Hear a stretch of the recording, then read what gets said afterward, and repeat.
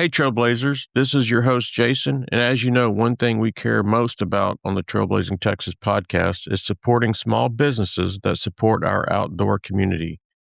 Angry Pica Food Company is exactly that. Family-driven, community-focused, and committed to fueling adventures the right way. So please check them out. They have wonderful meals and a new product, coffee, which I've tested and it's spectacular. So give them a look at angrypicafood.com. Now on with the episode. Welcome to the Trailblazing Texas Podcast, where we embark on a journey through our diverse Texas landscapes and breathtaking trails while always engaging with our amazing Texas hiking community. So settle in, tighten up those bootlaces, and get ready for the thrilling tales awaiting for you on this episode.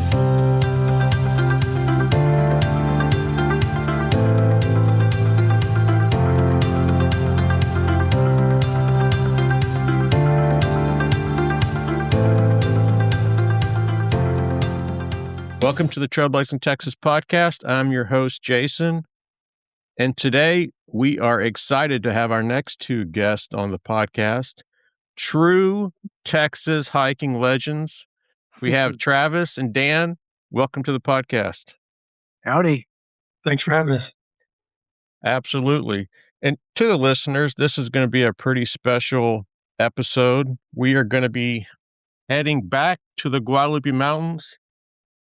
We are going to be talking, Travis and Dan just finished the Bush Bartlett Shumard Traverse, so we will be getting into that. But before we do, as we always do, we have a little bit of a warm-up, a lightning round.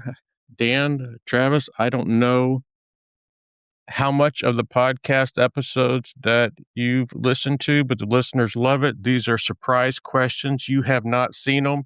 You are on the spot. So are y'all ready? Let's do it. Ready. All right. Travis, trail runners or boots? Trail runners. Dan, most overrated piece of gear? Wow. And don't worry if it's not too lightning-y. Through the magic of edit, we're going to be flying through this. Okay. How about I call Dan out and say pad pumps are overrated? You have one of those, right? Yeah, pad pump. I don't have one of those. I do, and I love it. All right, Dan, you're still on the clock. What do you got? Oh, yeah, I'd say a pad pump. I wouldn't use one. I don't use them. All right. Travis, what gear do you bring but never use?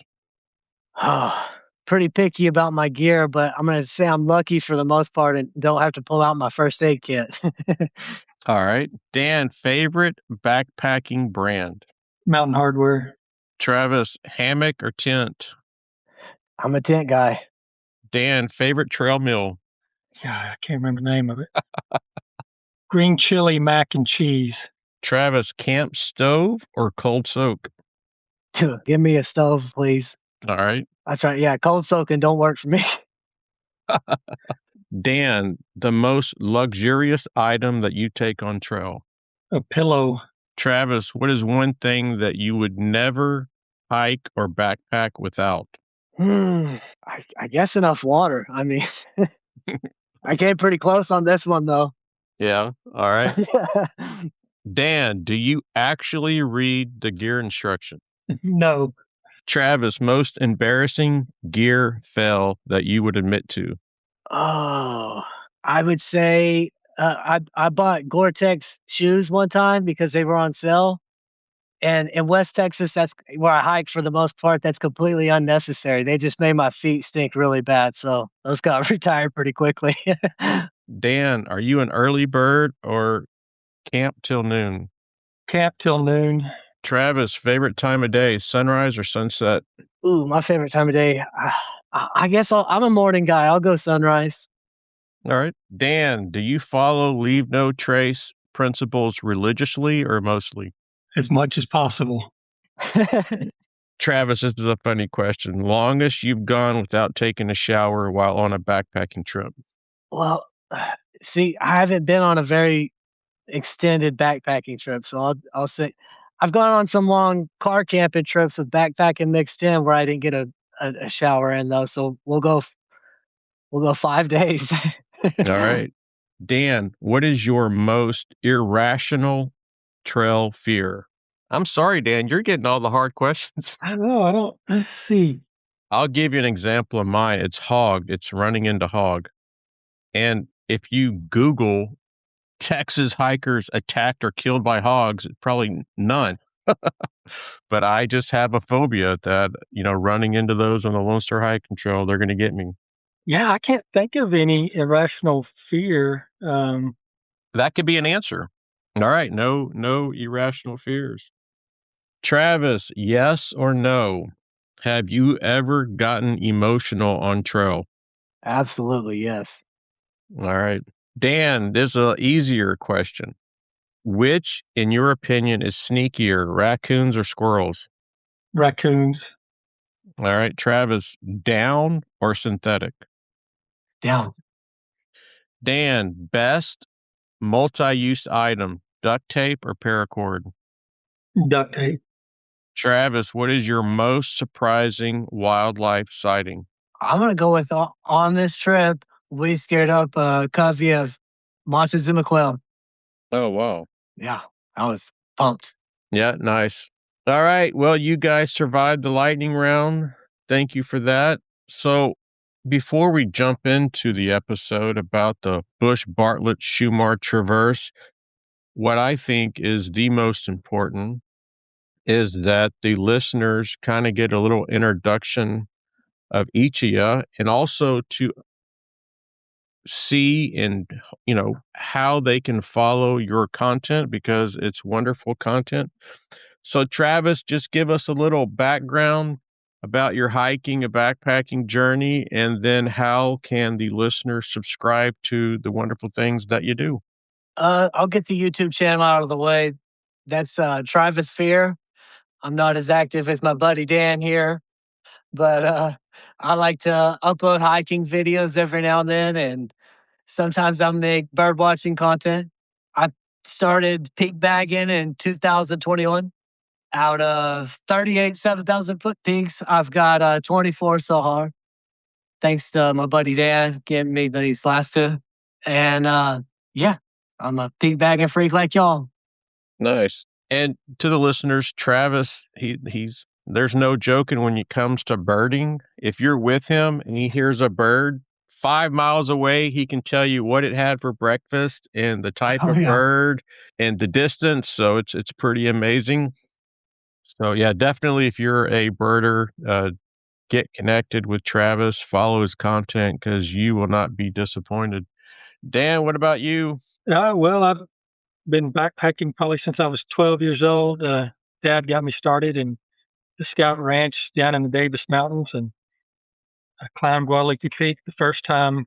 I think I was 12 when we climbed it, and that kind of got me. I wanted to do all the state high points, and then I also wanted to do all the 8,000 foot peaks in Texas. So it's been a goal. I just never really actually sat down and got to it until this last year.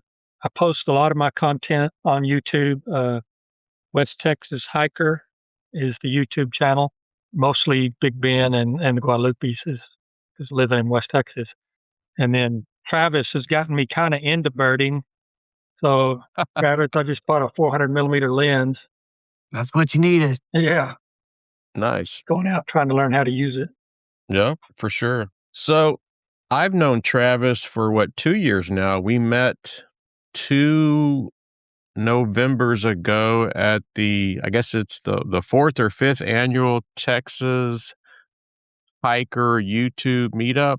And we shared a campsite, and I was with you when we almost got tent jacked by the Roadrunner that ran up on us. Called that thing right up like it was an old friend. Yep, absolutely. And then Dan, I guess I met you this past November at the 5th or 6th annual Texas Hiking Backpack meetup when we were at Caprock. So yeah, just to kind of give a little context to that. So now let's jump into the Bush Bartlett Shumard Traverse. Dan, this question's for you. What originally drew you to this idea to do this traverse? Because it's not an easy one, and it's not something that usually people think about. Yeah, well, like I said, I wanted to do all the 8,000 foot peaks in Texas, and those are two of them. And so I had set out this year to get them all in a calendar year, and those were the last two I had to get. And I was going back and forth of either thinking about doing the quad or doing it a different route. And I finally decided I thought that might be a little much. Wasn't quite in good enough shape for that. So that's where I came up with the idea, or seeing other people do it as well, going out to bush and spending the night at the Bush Mountain campsite and then coming back over Bartlett and Shumard and then down through Devil's Hall. So, Travis, how did he sucker you into this one? Well, just like Dan, I've wanted to do the quad for a long time, and I've questioned whether I was physically ready for that one because it's a big hike. I think it's 16 miles and what is 6,000 feet at least. It's a lot. So I jumped at a chance to get at least half of the hike in and see if I was cut out for it. I can tell you from doing the quad that the in shape part, yeah, I mean, you need to be in some type of shape, but as long as you have a headlamp and you can get to a part where that you're not navigating at night, you'll be fine. But yeah, if you get caught out in those canyons and it's at night, you're in trouble. So Dan, before the hike, how would you describe what you thought the route was going to be like? well, I knew it was going to be tough, the off trail portion. And the funny thing is, years ago, I'd thought about doing this, and I had called the park and asked them for trail information. And the ranger I was talking to told me they wouldn't let me do it unless I brought a climbing rope in case I got cliffed out between Bartlett and Shumard.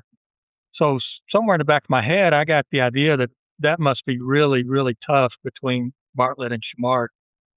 And so, yeah, just thinking about that kind of had me worried. But after we got over there, I don't know why she told me I'd need a rope, but turned out to actually not be that bad. It's actually the funnest part of the whole trip was that part between Bartlett and Shumard. Yeah, the only part I think you could get cliffed out, and this is just from when we were going the other direction, was maybe dropping down from Shumard into Devil's Hall. I think people have been cliffed out and they had to go rescue them, but yeah, Shumard Bartlett is pretty straightforward. Yeah. So Travis, what about you? What were you thinking when you finally committed to this route? I thought splitting it up, spending the night at Bush, I thought that was going to make it pretty easy for us. And I've seen plenty of videos of the quad and talked to friends that have done it. I should have been more ready for the descent because that was really a tough bushwhack. But really going into it, I didn't think it was going to be too tough. Yeah. And so, Dan, how has your past Guadalupe experience shaped your expectations for this one? Well, to prepare for this one and to get the other high points, there was some off-trail hiking involved in those. And so, again, that's kind of why I picked these two last, is I wanted to get some more experience. So doing Mount Pratt, doing Free Holy Peak, doing El Capitan especially got me, I think, ready or a little better knowing what to expect going off-trail in the Guadalupes, because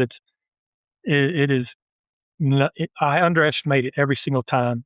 No matter how long I think it's going to take, it usually takes me twice as long. And it's always harder than what I thought it was going to be. And so when I did this, I was expecting it to be tough, and it was, but I think I was ready for it because of the other trips I had done. Yeah, nice. Travis, what about you? Yeah, the other off-trail routes I've done at Guadalupe Mountains, Free Holy Ridge, Cutoff Ridge, Dog Canyon Rim, those built confidence. I felt pretty confident hiking the ridges out there in Guadalupe. One thing about Guadalupe that I always find kind of relieving is there's not too many times where you lose line of sight. So, you have an idea, a direction that you want to go, and, you can pretty much through the whole time just pick the way you want to go. So anything that I've ever done in the Guads that kind of goes off trail, I always have that, I don't know, maybe it's an irresponsible confidence that, I'm going to be able to see where I want to go and kind of make my way down, or at least get to something, look at it, and then possibly turn back. So I think there's enough rugged trails in Guadalupe Mountains. You can test your navigation skills out there without leaving the trail, yeah, for sure. Going out there from Dog Canyon, leaving that side of the park, sometimes the trail gets pretty tough to follow. So maybe it's better to test yourself out on a trail like that before going completely off trail. Yeah. So Dan, what were you most excited about tackling this traverse besides being with Travis? Well, yeah, being with Travis. I think summiting Shumard, Bartlett and Shumard, but mainly Shumard. Like I say, when I decided to do this, I planned on doing it last. And you see it when you go to the Guadalupes. It's always there. You climb Guadalupe Peak, you see Shumard. You do the Tejas Trail, you get good views of Shumard. And it's just there, and there's really no trail over there. So, I've been wanting to do it for so long that I think finally actually standing on top of it was really a highlight of the whole trip. Travis, what about you? Just logging into Peak Bagger and checking 2 more off the list. That's what excited me about it. Another opportunity. Nice. So, Dan, what part of the route concerned you the most beforehand? Well, like I said, that I'd heard horror stories of between Bartlett and Shumard. So I think I was most concerned about that and the descent down Shumard, which I figured would be the hardest part. But once we got over to Bartlett and looked down and started down it, that actually became my favorite part. And then getting down Shumard down to Devil's Hall was every bit as hard as I thought it was going to be. And probably even worse because I wasn't expecting the ground to be so loose that the rock, it just slips out from under you. I mean, you could be standing perfectly still and all of a sudden the rocks slip out from under you. So that was tough coming down that. Travis, what about you? I wish I had been more concerned about that descent off of Shumard. Like I said, I had some arrogant confidence going in. I should have been more prepared for a tough hike because it whipped our tail. Well, I'm glad to hear that because when I was coming down, I'd look at you and you'd be 40 yards in front of me, and I thought, oh man, how come I'm never catching up? He's just flying down this thing, and I was struggling with every step. I thought if I stopped, you might say that we got to do something else. So I just figured keep going. So Dan and Travis's question is for both young. It's going to be kind of like just a conversation here. So how did y'all decide on really the route that you ended up taking? We never really had a discussion about route other than we're taking the bush trail to the bush campsite and then going off trail there. And I think I had a route on Onyx and he had a route, I believe, on Gaia. But I think we'd both planned on, when we left Bartlett, our plan was to stay as close to the ridge as possible, try to stay above the vegetation. And we ran into you that morning in the parking lot and you recommended that as well. So that was pretty much the route. And then coming down, there was really 2 ridges to take. Travis had a route going down the first one. I had a route going down the little further one over. But we came down the first one, which now that we've done that, I think we picked the right one because the one I was looking at. Are you sure? Yeah. You sure about that? Well, because I was watching, when we got close to the bottom, I looked over at where I would have been had we gone down mine, and it was coming near the end, and it still had a 200 or 300 foot descent to the creek, and we only had about 100 feet to drop. So I was glad we came down the one we did. I questioned after that. I still question. I'm like, man, there had to be an easier way down. So what did y'all's mileage and elevation estimates look like before y'all started? Mine had 6 miles and 1,600 feet of gain. We ended up hiking 6.6 with 1,300 feet of gain. Is that from the whole thing or just from? I believe. I don't know. Let me pull up Gaia. The whole loop. I think that's just from Bush. Yeah, that would be just Bush, I think. The whole loop, I think, I can't remember, there's 12 miles around that, and we did, I think it was 4,200 elevation is what we ended up with on mine, on Onyx. Yeah, I'm just giving you the off-trail portion. Yeah, okay. So preparing for this traverse, how much time did y'all dedicate to the research and map work? Well, honestly, I mapped it probably 50 times, looking at different ridges to come down and different ways to come over. I looked at different routes between Bartlett and Shumard. So I spent a little bit of time doing that, and then I watched a lot of videos. So I invested a little bit of time, but at the end, we just kind of stuck to staying as close to the ridge as we could. Travis, what about you? I think I probably spent a couple hours trying to figure out which way I wanted to go down Shumard. And like I said, now that we did it, I question if I picked the right way. Yeah, but I've got a few GPX tracks saved on my GPS app from other people doing the quad before, and I figured most of the routes right there. Yeah, nice. So when y'all were planning, did weather play a factor? I had scoped out 2 or 3 weekends that I was available, and I just picked the best weather window, and we ended up having great weather. I don't think it got much below 40 if it got that cold, and zero wind. It was one of the most unusual days in the Guadalupes because we had no wind at all. But I was planning on, I had some alternative weekends. If the weather had turned bad that weekend, I was going to go another week. When you talk about like weather and stuff, what weather conditions would it have had to happen for it to be a no-go? Mainly wind. I was more concerned about wind. If I thought I would go 20 miles an hour, maybe 25, 30, be pushing it. But if it was going to be more than that, I was going to say, let's do it another weekend. That's what's great about living just 3-4 hours from the park is if it's windy, we'll just delay it to next weekend. We had the 20 to 35 mile an hour gusts the day before when I was trying to do the Free Holy Ridge, and we bailed out probably about the last half mile and just slid on our butts 3,000 feet almost. My wallet's still there because my pants ripped, and we lived to hike another day. So did you guys divide up any of the responsibilities while planning? Dan, Travis, either one of y'all? I think it's important when you're doing off-trail routes. I think it's important for both people to do some research because if it gets tough, it's better to have 2 people that know what they're doing than just one person. I don't like going out in the middle of nowhere with somebody that doesn't know where they're going and can't help me when your sense of direction is a little off or whatever. I think both people need to know what they're doing.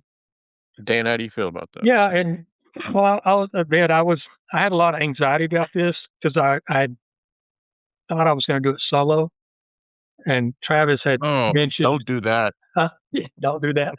Don't do that. Travis had mentioned earlier when we had done some hiking, give him a call if I was going to do anything, he might like to go. So I thought, I'm going to reach out to him and hope he joins in. And so when he said he would go, I got to tell you, my anxiety level went from 10 to 0. I was ready to go then, and wasn't really concerned about anything after that. Nice. Dan, did y'all have any, or Travis, did y'all have any discussions about bailout points? Because there is a point of you're not going to turn around and go back, right? Like you cross a certain threshold and you just got to either keep going or drop down there, try to find a way down. So how was that discussion? The only really discussion about that I think we had when we got to the top of Bartlett, we kind of looked back and I said, well, if we had to go back now, we would go back to Bush and just take the trail down. But once you get off of Bartlett onto that saddle between the two, your goal is to get to the top of Shumard, go down a ridge and go out Devil's Hall.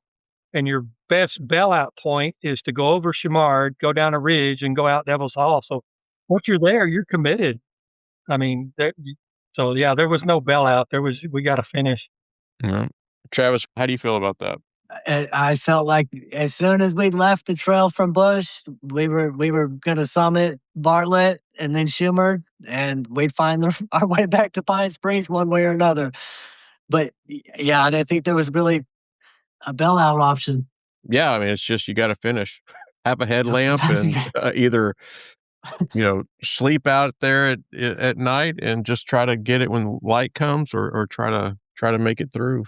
So, was there ever a moment during y'all's planning where you kind of question, like, is this really a good idea? On the descent down, I was like, what did we get ourselves into? I kept looking over to Guadalupe Peak. I thought, is there a better way out of this place? Is there another way? And then you'd look down into the ravine. You think maybe drop down into there. You'd look down there, and no, there's nothing. So, I mean, I loved it. I had fun. I don't know that I ever really, to answer your question, no. But I mean, yeah, there were times when I was happy to get. I was looking forward to getting back to the car, getting back to the parking lot. I tell you, when we got to the creek bed, I relaxed a lot too. Coming down was tough. No, and I think also, planning this kind of traverse, I don't know how, like, there's a lot of information on it, and also there's a lot of people that have done it, so I think that also kind of gives some confidence that, yeah, I mean, let's try it because it's doable. I think we've mentioned that at least one point, like it's been done before. We're not doing something new.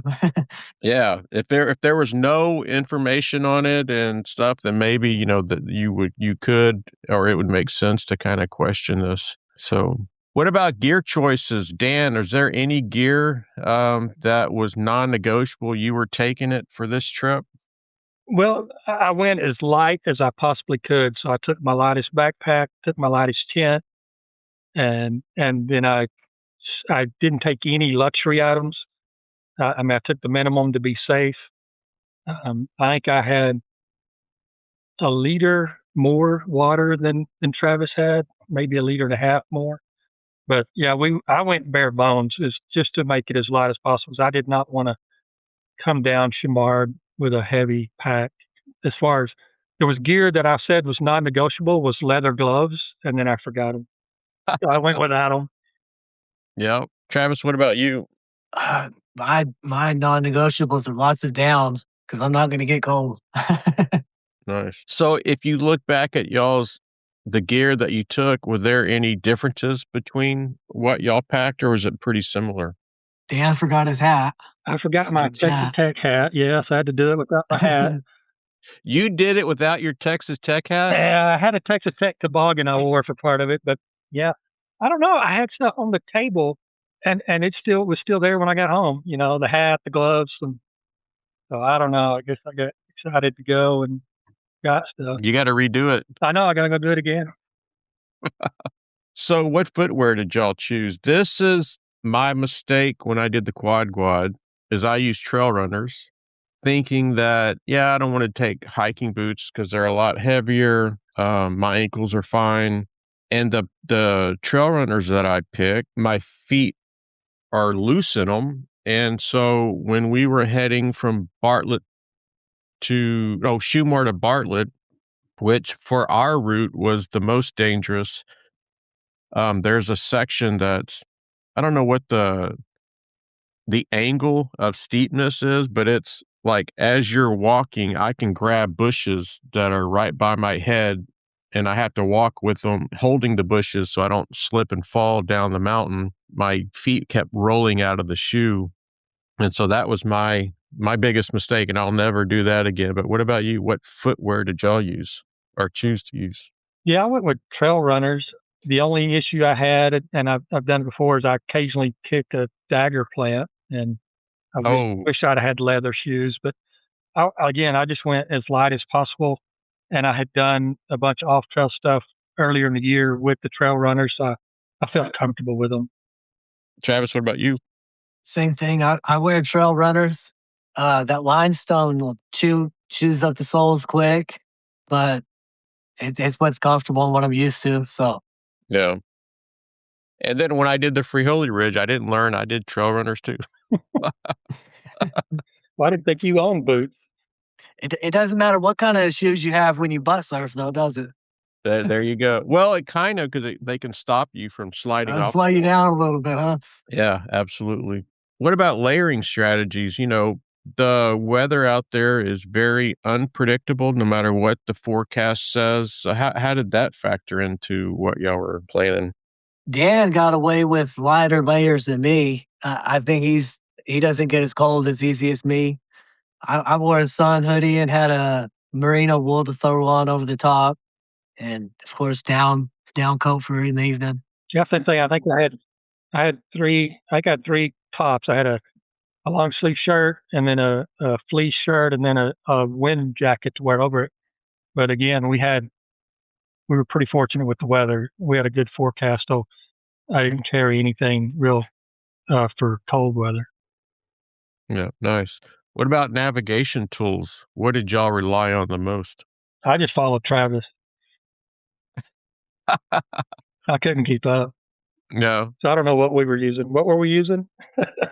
We were checking with Guy every now and then. Yeah. Dan, I feel you. I don't do anything that's risky without Henning or Sam. Those are my ride and die. Henning's got military training. Sam has done the PCT and tons of other hikes and through hikes. And so, yeah, I just follow him. I drive him there or meet Sam there because he's in New Mexico and pay for everything. And then I just follow. Let them worry about all that kind of stuff. So Gaia was the navigation tool of choice. It's a good one. I mean, we both had our cell phones. I had Onyx on mine, and he had Guide on his, so I think we had it. And like you said, especially on that one, it's probably impossible to get lost on that. I mean, that's not your concern for that trip. Yeah, you can almost see Pine Springs the whole way. Yep. No, absolutely. So Travis, would there be anything that you would change if you had to do this again with the aspects of planning? Yeah, definitely. That I would try to find a different way down, I believe. So just looking at a different routes? I asked Dan when we got down to the wash, I gave him a big high five because that was as big as an accomplishment as either of the peaks. And I asked him, do you think it would have been easier to keep going to Guadalupe? Because coming down was tough. Yeah, I bet you it would have been. Yeah, staying on that ridge would have been easier walking for sure. Dan, what about you? Planning something like this, would there be anything in your preparation that you would change for next time? Like I said, I planned on taking leather gloves for the thorn bushes, and that was a mistake on my part, leaving them. And I would probably consider leather hiking boots as well, like you said. They're heavier, but I think the protection you got on that would have probably been worth it. Other than that, planning-wise, I think we had it dialed in. Yeah, I think you're absolutely right. I know for my Frijoles Ridge, I had a cactus go through the bottom of my shoe into my toe, and then I kicked 2 cactuses that stuck thorns in my toes. So yeah, I should have had boots. All right. So what did it feel like when you were at Bush and you took that first step coming from the campsite into the backcountry with no trail? Yeah. I guess it felt good. To me, it felt kind of like, you're closing the door behind you, and the only way to go is forward. So there was a little anxiety there, but also a lot of excitement, and then a lot of I'm ready to get this done because I've been wanting to do it for so long. So mainly excitement. Travis, what about you? Excitement. Leaving the trail is pure excitement for me. I don't know why, but I love doing off-trail routes. So I start hearing Metallica in my head and getting locked up. Nice. So, Dan, how did the reality of the terrain compare to kind of what you expected? Yeah, it was every bit as hard as I was expecting, as the vegetation-wise and the difficulty. Coming down Bartlett, I mean, it's pretty much straight up and down, but it was climbable. So it was actually a lot of fun. So the train was a little unexpected, but again, a lot of fun. And then, like I say, just coming down Shumard, that vegetation, trying to fight your way through it that was just tough. Travis, what about you? There wasn't very much that was unexpected. That scrub oak coming down Shumard was just so thick. All the northern facing slopes have a little bit more vegetation. And I wish I would have factored. That's why I wonder if that next ridge line would have been a little bit more sparse along the vegetation. So that took me by surprise. Bushwhacking the whole way and chest deep was tough. Yeah, at one point we were coming down and we were in that scrub oak and both of my feet slipped out from under me and I landed flat on my back and I was buried in it. And I was thinking if Travis turned around and looked for me right now, I would be gone. He would have no idea who I was. And I was just comfortable and I thought, man, I wish I could just stay here. It was so nice to be off your feet for a little while. I thought, well, I better jump up before he panics because I know I just disappeared completely. So when y'all were on this route hiking, how were y'all together or was there a big gap between y'all? I don't know. I mean, I don't think he ever got more than, say, 50 yards in front of me, but Travis is definitely a faster hiker than I was, so I was playing keep up. I've got a picture of Travis sitting on a rock waiting on me, and I'm struggling up Bartlett, and he's just sitting on this rock like he's, taking a tea break or something. And come on, man. At least act like we sweat or something, Yeah, I know, huh? Yeah. Hey, it's hard to keep up with these young guys, Dan. I feel you. So, Dan, speaking of trying to keep up, when did the fatigue start to become a factor for you? I think when I shut the truck door leaving the parking lot. Yeah. No. Actually, going up Shumard, I started getting a little tired getting near the top of Shumard. I was probably having a harder time keeping up. But we took a couple of long breaks on the side of Shumard going up and was able to make it, but probably then. Travis, what about you? And don't say you didn't get tired. You're going to make me and Dan feel bad. No, I'm telling you, on the way down, it started getting late in the afternoon. We were wondering about sun-wise, are we going to get back to the trailhead before dark? And we're worn out. I was definitely tired before we got to the Devil's Hall, back to the wash.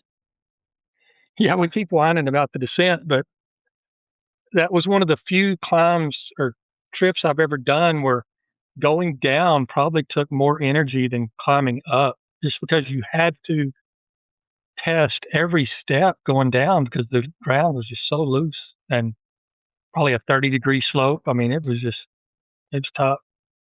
And, and stuff like that, you have to be mentally focused. Like you can't have a lax. And that right there is just so draining where, like you said, every step you need to be focusing on what you're doing and where you're placing your foot, where you're placing, is there a chance that I'm going to slip? Are there cactus around? Where do I not want to slip and put my hand? So it's, there was only 1,300 feet of gain when we left the trail from Bush, but we still had 3,800 feet to go down, almost 4,000 feet. So that's all off trail.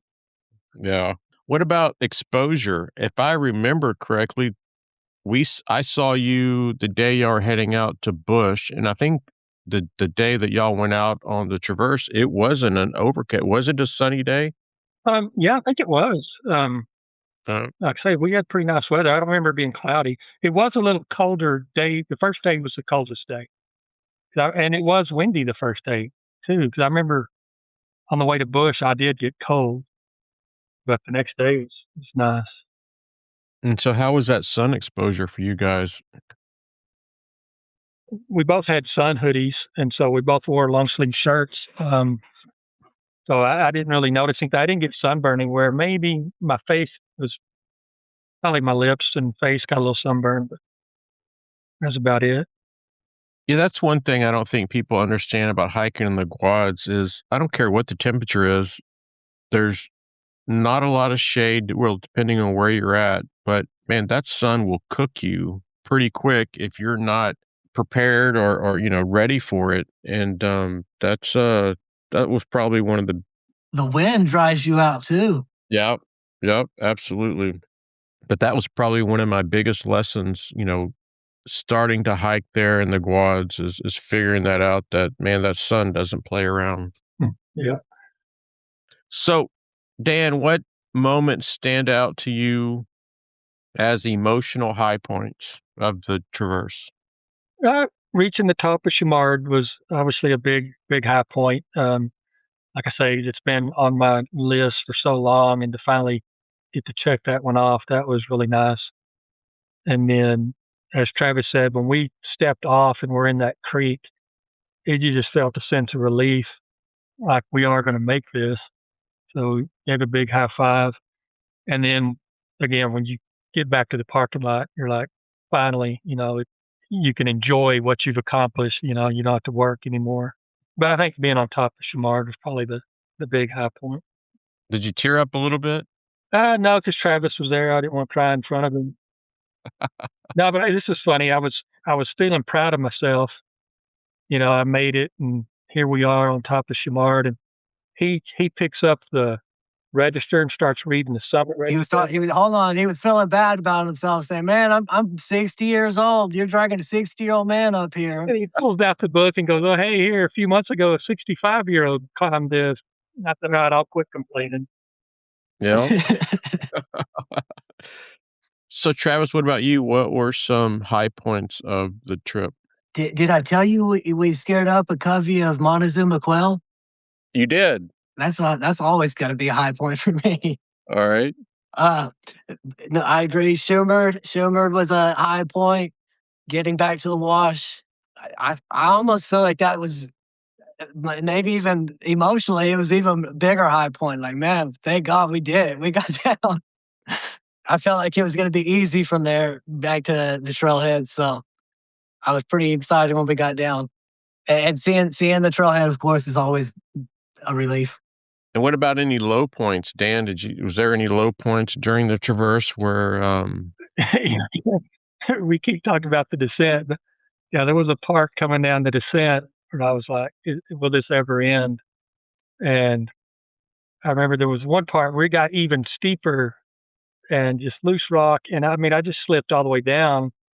And I remember turning around, looking at it, going, "If it's like this all the way down, I don't know if I'm gonna make it. I don't know what else I'm going to do. I can't keep doing that, for the next 2,000 feet." So that was probably the low point. And then to look down and Travis is just skipping down the trail. Travis, what about you? Did you have any low points of the traverse? Yeah, just getting down, man, was rough. And Dan's understating that he had holes in his pants and his blood all over his shirt.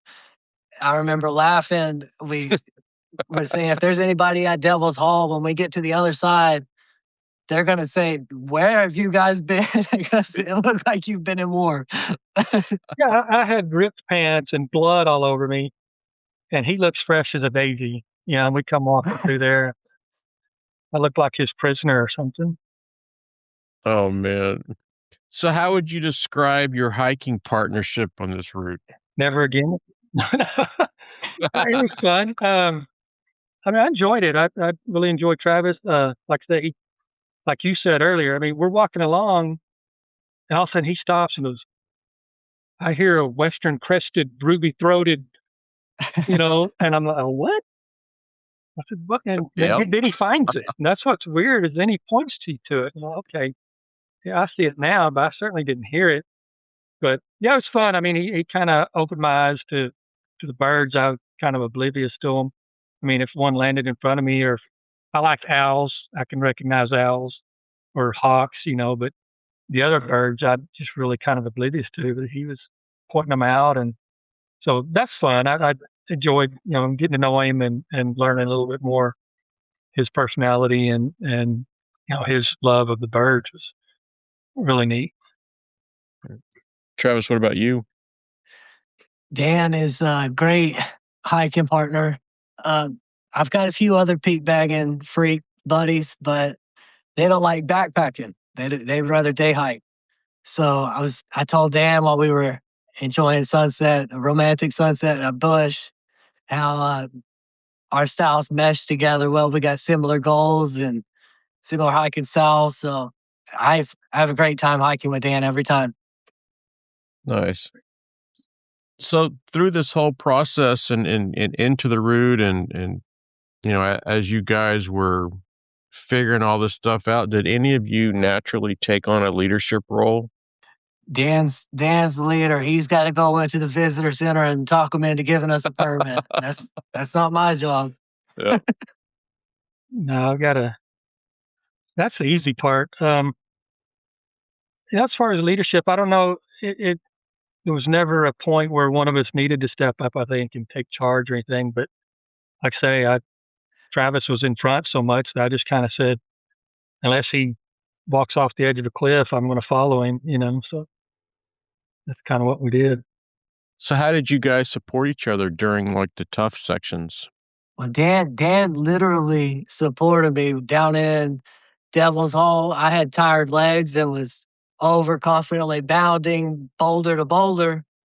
And I about slipped and landed on the back of my head, but Dan caught me right by my backpack and held me up. So he literally supported me. Yeah. So, Dan, how did y'all support each other during the tough sections? To me, I never saw Travis hesitate. And I think that confidence was what supported me. It's like, in my head, I'm going, is this a good idea? And Travis is just like, yeah, we're going to go down here and do this. Then we're going to go over there. Well, okay, man, you got it. So let's go. So, yeah, I think his confidence was a big support. No. And did y'all ever have any disagreements on pace on the route through this whole traverse? If Travis got upset with the pace, he never mentioned it. So, but I do know there were several times where he just stopped, took his pack off, and sat down, which made me jealous because I still had 75 feet of climbing just to get to where he was. But no, I didn't have any issues with anything. I hope he didn't. Travis, what about you? I think Dan, he did, as far as route disagreements, he had a different ridge drawn up. And halfway through it, I was thinking, dang it, I picked the wrong line and I'm dragging him through this crap. So that's part of why I kept going. Is we just got to get this over with as quick as we can. Yeah. I wish I would have probably followed his advice on the line down. I would if I'd try to get again. Yeah. And, this is kind of an interesting question here is there, the trust factor, do we move forward? Do we stop? Do we, like kind of pull back and go, oh, let's take a different line? Like, how did that play into this? Because, I don't know that you guys have hiked that much together. And certainly doing things like this, you have to have a trust. Like, you have to believe in your partner, or you're going to have issues. I think you also have to have a send it factor. Oh, yeah. You just, it's going to get tough. You just got to put your nose down to keep going. Yeah, and like we said earlier, you talked about bailout points. The bailout point and the route down were the exact same. So it's not like we could have had a disagreement. It's like, here's where we are, and there's where we're going. And you basically have two options, bad or worse, or, down this ridge or down that ridge. They're going to be identical. Neither one of them's going to be any better or any worse than the other one. Yeah. So does it really matter? So let's just get down. Yeah, nice. So, Travis, did this experience change how you approach future trips? I guess I'm going to be more careful with them northern facing slopes in the Guads, man. They're thick. Yep. What about you, Dan? Well, I've been doing almost exclusively solo backpacking. The backpacker meetup I did was one of the few times I've gone with a group and met other people, and then the twice with Travis. And I probably had as much or more fun on this trip with Travis than I've ever had solo. So it's definitely got me wanting to do more trips with other people. So I'm open to, traveling with other people, whereas before I go to get away and recharge my batteries and try to get away from people. But I actually had a great time. So either one of you, I'm ready to go anytime you are ready to go. But yeah, that kind of made me want to travel with other people more. Absolutely. I always think of, there's people that I hike with, and I would definitely love Travis or Dan. Anytime we can get together, I would love to have an adventure with you guys. But I understand that there's an importance for us to get out solo. I understand that there's an importance for us to, like exactly what you said, unwind, just chill. But man, especially these types of adventures, to share the responsibility, to know that no matter what you face, because we could have some difficulties, that you have someone that's got your back. It's almost like a marriage, right? Like when you have problems, you share them with your spouse, and it's not all on your back. So yeah, I think stuff like this, you should find a group, and it just makes it so much better. Yeah, it was definitely a lot of fun. I enjoyed it. So would you guys, as a team, attempt something like this in the future? Yeah, absolutely. Let's do it. All right. I don't know what else there is out there like this in the area. Don't worry about that. I've got some stuff drawn up. Dan, Travis will hook you up. I'm sure he will, but he's talking about doing stuff where, hey, we have to go at night, and we're going to have to jump this fence, and the rancher doesn't want us out here. Don't break the sign. I don't really want to do that. No, he didn't say that, but he's wanting to. He suggested I go do all the peaks with 2,000-foot prominence. And so I started looking into them, and they're all on private property, or a lot of them are on private property. So I don't know that I could get permission to do it. So, but if he can arrange it, I'll certainly go. Nice. So how did this experience change your definition of a successful hike? And, I know this is kind of like a weird question, but like for me, and I'll give you an example. So for me, I always defined a successful hike is that I had a objective and I reached it. And there were so many times where I didn't reach the objective that I just lost sight of the journey, and the planning, the leading up, the driving to the Guads or wherever I'm at, everything it took to get me there. And just I have a really good friend in Washington, and I was complaining to him like, oh man, I wanted to hike the 10 highest peak or the 12 highest peaks in Texas.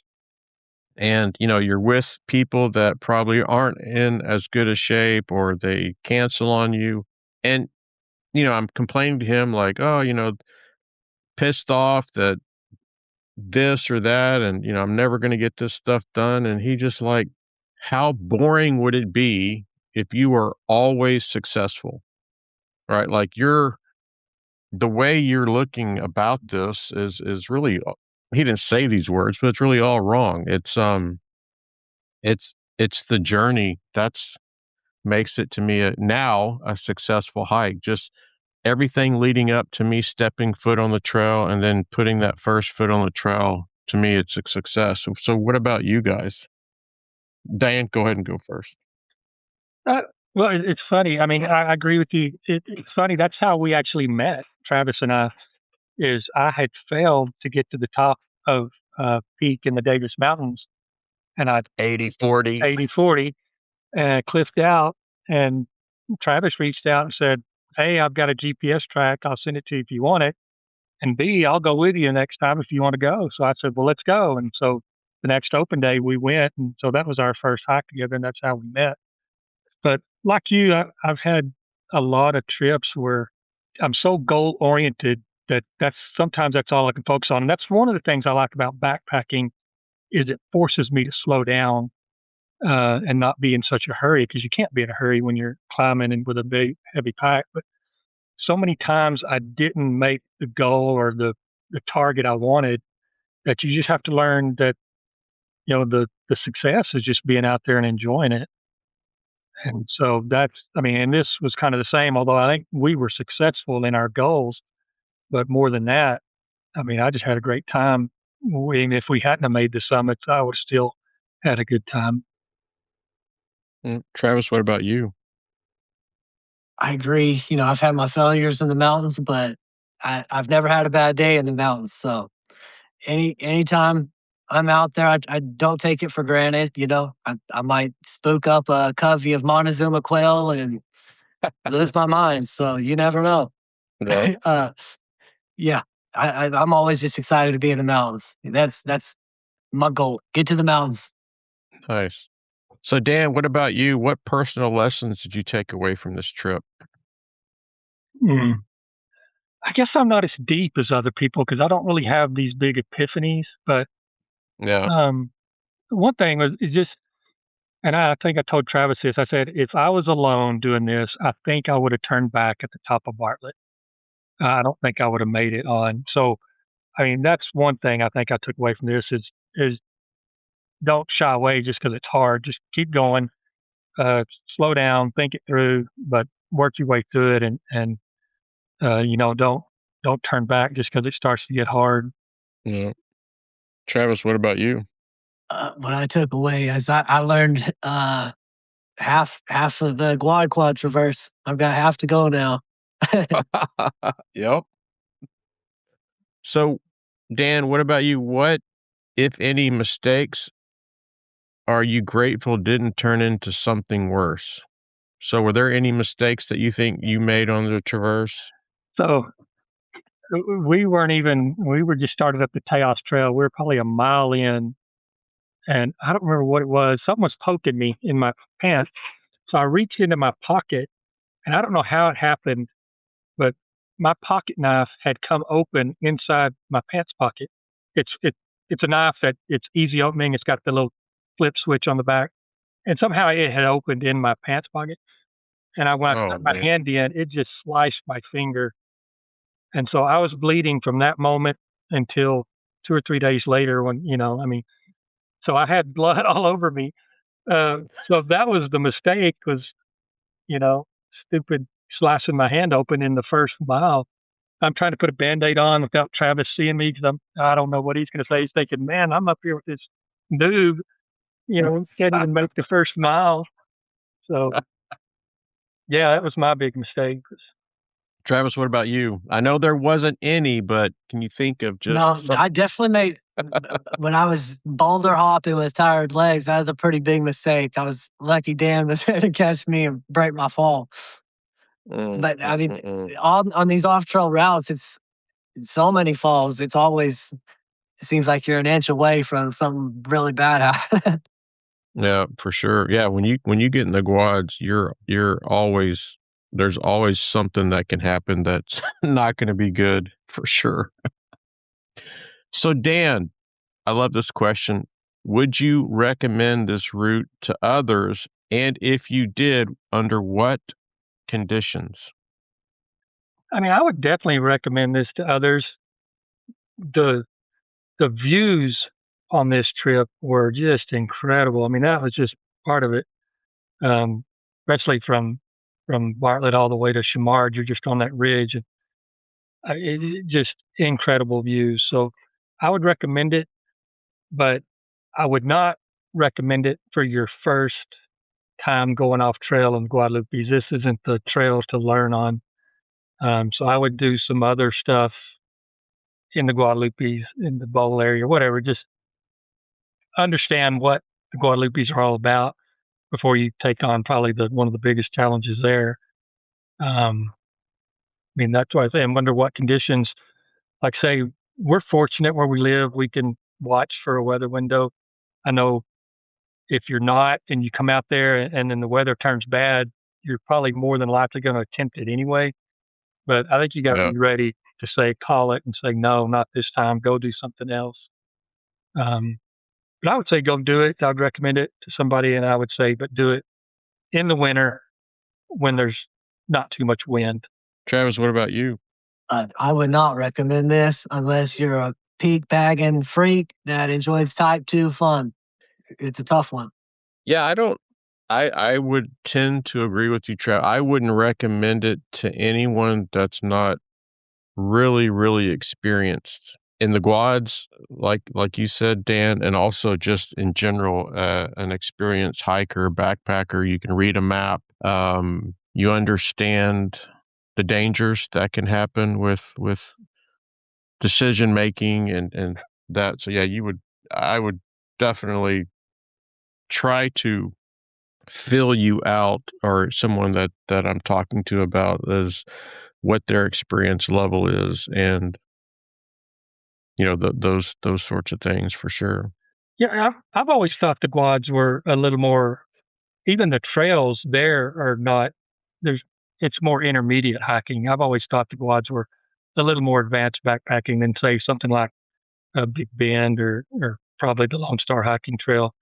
So yeah, you definitely need to have some experience. But if you have all that, I wouldn't be afraid. I would definitely recommend it.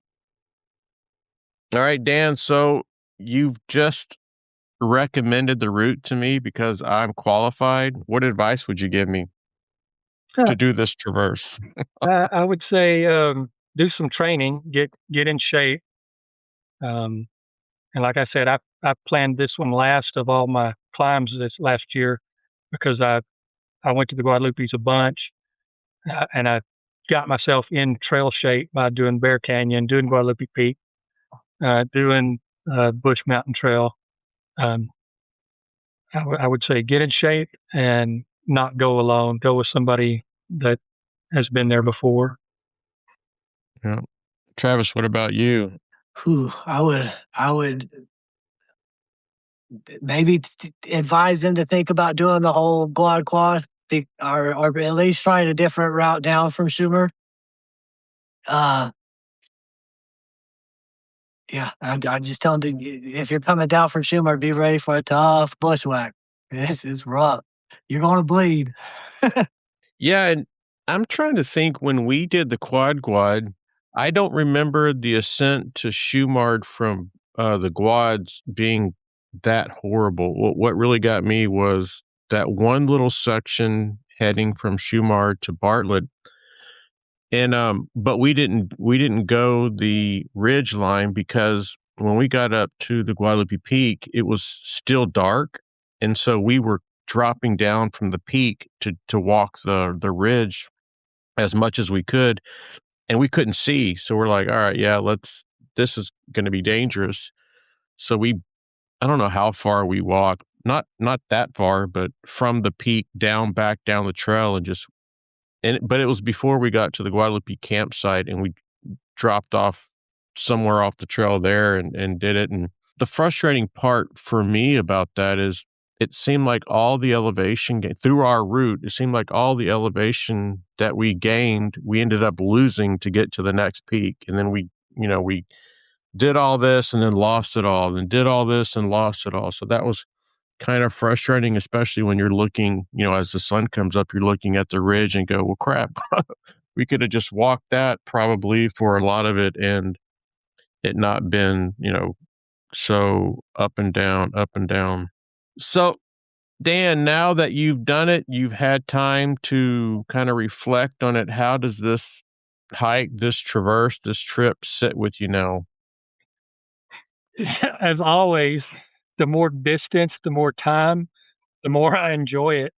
And I remember thinking when we got down, I'm thinking, man, I'm glad that's over with, so I don't have to do it again. And then now I'm kind of thinking, I wouldn't be opposed to trying something like that again, or trying that one again, or I don't know that I ever will, but yeah, now that some time has passed, I really, really like it even more. Nice. Travis, what about you? This one was tough, but like Dan said earlier, the view from Shumard Peak was really special. It's one of my favorite I've seen in the park so far, and that makes it worth it. So it's tough but rewarding. So I would do it again. I'm going to go back for that quad. And it's also, this is going to probably sound kind of stupid, but it's how I felt. You open up that log and you see that there's not a lot of people that have done it. So I don't know how many, but we're all part of a special group of people that can say we've done it. Huh? Weirdos that, and that's kind of cool. Like, I don't remember when we looked at the log how, I don't remember if it was El Cap or if it was Shumard, but one of them, it was, it had been years since someone has signed it. So it's just kind of a cool feeling that you've done something that almost nobody else has done. If you look at the amount of people that come to the Guads, right? Like, the percentage of someone that's done the stuff that we've done is probably less than 1%, if just kind of by the numbers. So I thought that was really cool. Yeah. So we came out on a Sunday, and I was telling Travis this, on the way driving home, my son who lives in Dallas called me, and he was coming in for Christmas, and he goes, "Can we go climb Guadalupe Peak on Friday?" So I got home from this on Sunday, and I went and climbed Guadalupe Peak on Friday. And I remember standing on top of Guadalupe Peak, looking over at Shumard, and just kind of in wonder, going, "Wow, I was just there." And it's like that feeling you said, not many people do it, but you can look over there and you can say, "Man, I've done that." And that was really cool. And what's even, like, you're 100% spot on, but also when you're on Tejas and you look at it in its entirety and you're thinking, somehow I did that is spectacular. Whether it's 2 of the peaks, 3 of the peaks, or all 4 of the peaks, you just look at it and go, "They're like, how? Like, how's that possible? Like, how did I navigate it?" Well, I know how I navigated because I was following Henning and Sam, but yeah, so that's crazy. All right, last question, Dan. If looking back again, where does this rank among all your hiking adventures? Oh, gosh, that's tough because I've been blessed. I've climbed Grant Rainier, I've done the Grand Canyon rim to rim, I've climbed Mount Whitney. So I've had a lot of fun and beautiful trips. As far as the Guadalupes go, this is up there with one of my favorites. Like he said, the view from Shumard, looking down just that sheer wall all the way from Shumard past Guadalupe through El Capitan. And you have to pretty much be either there or on El Capitan to see that. And so not many people see that. So, this is definitely a top 10, if not a top 5 hike for me. Nice. Yeah. Travis, what about you? Yeah, this is one of my favorite trips that I've done in the Guads. And if it's the one that pushes me to feel like I have the confidence to knock out the quad, it'll prove to be a really important one. So I'm glad to have this one under my belt. And so when you, Travis, attempt the quad and you invite Dan, are y'all going to go the same direction or the other way? Yeah, we'll have to talk about it. I think my plan is to go up Guadalupe first. That way, if I've got the energy, I can keep pushing to Hunter. Yeah, I'll go to Guadalupe with him, and then I'll go down to the tent and sleep. And then when he comes crawling in at 2 o'clock in the morning dragging, I'll be there to meet him with the water. Well, Travis, I'll send you the route we took, and you can look at it and see where we stepped off and kind of the way we did it. And it was definitely, it was safe. Like, there was only one little section, and I'll point it out to you, that was really dangerous, traversing over to the Finger to go up to Bartlett. But the rest of it was just walking, like bushwhacking. Nothing, no loose gravel, no potential cliff outs. Is just hiking and going up and going down. So I'll send that to you for sure. Cool. All right. Well, guys, I greatly appreciate it coming on the podcast and sharing your experience. Don't be strangers, whether you have other trips that you want to talk about, or I'm always open for an invite. So I would definitely love to get out on the trail with you guys instead of just waiting for the YouTuber meetup, where we don't really do, I guess we do some cool things, but not like cool things where Travis throws out the signs. But again, I thank you. And any parting words, Dan? No, I want to hit you up about the Lone Star hiking trail when we get off the air, I guess. I just completed it with Cameron, and we had an exceptional weather window. So when I say that, if you know the Lone Star hiking trail, when I say exceptional weather window, I'm talking about when fall happens all the way through winter, meaning that we didn't get a ton of rain. And, that's, leading up to when you execute the hike, that's a huge concern because the San Jacinto River does not have a bridge, and it's pretty dangerous if the water's really flowing. And then also it's just miserable walking through ankle deep water for 96 miles. And so the trail was perfectly dry. We haven't had very much rain, as the seasons have changed. And I'm probably about now, maybe about 35 minutes from Trailhead 1 and about 50 something minutes from Trailhead 15. I have plans, if you want them, for 3 days, 4 days, 5 days, and 6 days. Where to camp. I don't drink the water out there, so where to cache water. And our through hike, the only thing that was sucky about it is I can't hike as fast as Cameron. That guy flies, and he's probably just as fast as Travis. And man, yeah, the only reason why we were together on those videos is because he purposely was behind me just so we would stay together. My concern about that was how muddy that trail is. And so I was wondering if there's a better time of year to go to avoid the mud, but you're just saying it was just a fluke year. It's not a fluke year. It's just, for me, you just pay attention leading up to when you want to go, just the rain. And I'm on the trail every Sunday almost. I don't really do a lot in the summer because of the horseflies. Mosquitoes are bad in certain sections. The horseflies are horrible in most of the sections, so I don't want to deal with that. But yeah, it's just a leading up to January is a perfect time when hunting season is over. You can hunt out there all year round for hog. You can't hunt off the trail, and you got to be X amount of feet or yards from the trail.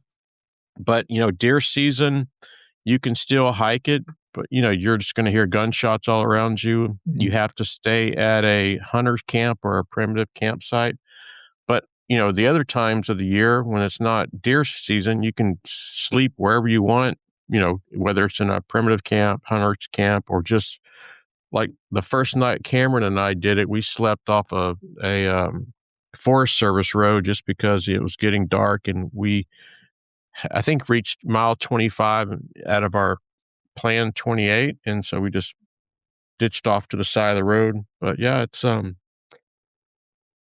you want to come down here and section hike it, let me know. I'll hike with you. You want to through hike it next year? I'll probably hike it with you. If you just want plans and you don't want to hike with me, I will definitely send you plans. You need someone to cache water, I'll cache water for you. You need someone I'm not going to slack pack for you, but bring you meals, bring you whatever you need. I can definitely support it. So yeah, I'd like to do it, but like I say, I want to do it when it's not so muddy. So I may hit you up next year. Yeah, winter's perfect. Fall, if you can handle some of the heat, it's fine. It's just really depending on the rain that we get, so, and leading up to it. So, okay, cool. All right, well, guys, I again thank you, and I wish you a wonderful rest of your evening. Thanks. Thank you, sir. See you, Travis. All right. Bye. And that wraps up another exciting episode of the Trailblazing Texas Podcast. We hope you enjoyed the episode today, and stay tuned for our next episode where we will pick back up where we left off and guarantee to uncover many more hiking gems and share many more tips to enhance your experience on the trail. Until then, happy trails and happy hiking.